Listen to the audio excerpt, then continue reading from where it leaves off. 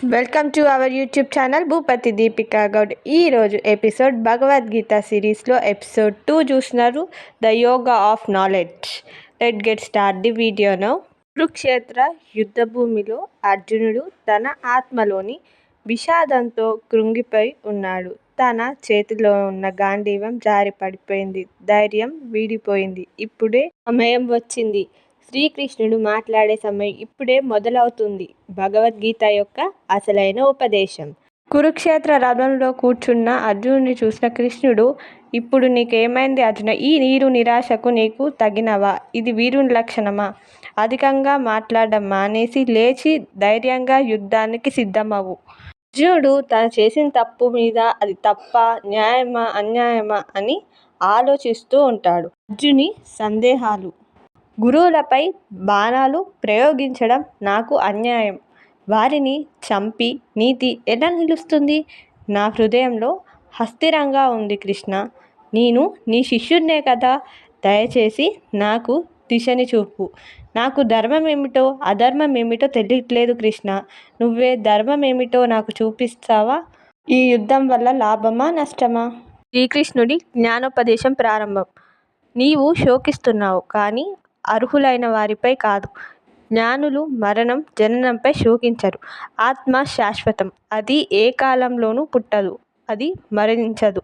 అర్జున, నీవు ఈ శరీరాలను మాత్రమే చూస్తున్నావు, కానీ ఇది ఆత్మయాత్ర మాత్రమే అని శ్రీకృష్ణుడు అర్జునుడికి చెప్పాడు.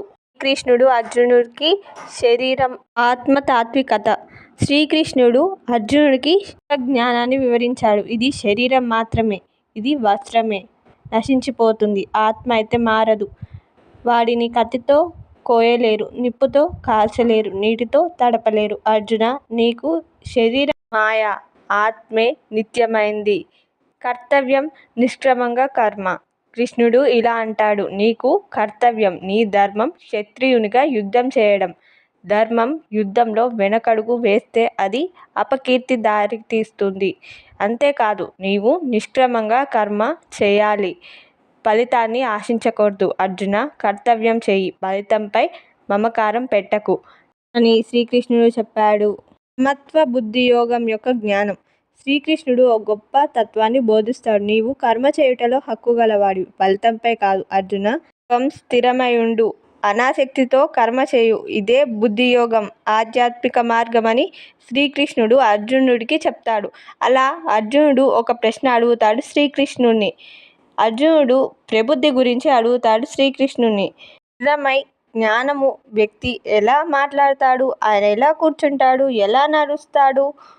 ఆయన ఏం చేస్తాడు? అందుకే శ్రీకృష్ణుడు కూడా సమాధానం ఇచ్చాడు. ఇష్టాలను పూర్తిగా వదిలి ఆత్మానందంతో తృప్తి చెందేవాడే అతనే స్థిరబుద్ధి యోగి అని శ్రీకృష్ణుడు అర్జునుడితో చెప్తాడు. తర్వాత అర్జునుడు ఒక ప్రశ్న వేస్తాడు. స్థిర ప్రజ్ఞానుడు. అర్జునుడి ప్రశ్న, ఓ కేశవ, స్థిర ప్రజ్ఞానుడు అంటే ఎవరు? ఆయన ఎలా మాట్లాడతాడు? ఎలా ఉంటాడు?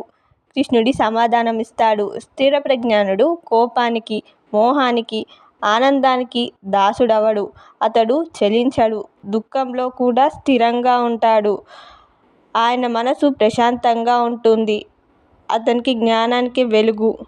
అర్జునుని లోపల చీకట్లలో ఉన్న కృష్ణుడు జ్ఞాన రూపంలో ప్రకాశిస్తాడు. ఈ అధ్యాయం మనకు జీవితం గురించి, ధర్మం గురించి, కర్తవ్యం తత్వం గురించి చెబుతుంది. భగవద్గీత మనుషుల యుద్ధంలో దేవుడు ఇచ్చిన జ్ఞానదారి. ఇది కేవలం యుద్ధ పాఠం కాదు, ఇది జీవన మార్గం. అధ్యాయం 2 ముగిసినది. తదుపరి అధ్యాయం భక్తి రూపంలో మార్గం కొనసాగుతూ ఉంటుంది. నా భగవద్గీత సిరీస్ మీ అందరికీ నచ్చిందని అనుకుంటున్నాను. నచ్చితే లైక్ చేయండి, షేర్ చేయండి, కమెంట్ సెషన్లో అందరూ కమెంట్ చేయండి. మీ ఫ్రెండ్స్ అండ్ ఫ్యామిలీ హిస్టరీ గురించి తెలుసుకోవాలనుకునే వాళ్ళందరికీ ఈ వీడియో షేర్ చేయండి. ఇంకా మరిన్ని వీడియోస్, ఇలాంటివి హిస్టరీ వీడియోస్ కోసం మన ఛానల్ని సబ్స్క్రైబ్ చేయండి. అండ్ పక్కనే బెల్ ఐకాన్ ఉంటుంది, దాన్ని క్లిక్ చేస్తేనే మీకు మీ వీడియో అప్లోడ్ చేసిన వెంటనే నోటిఫికేషన్స్ వస్తాయి. And thank you so much for watching these videos. Share our videos with family and friends.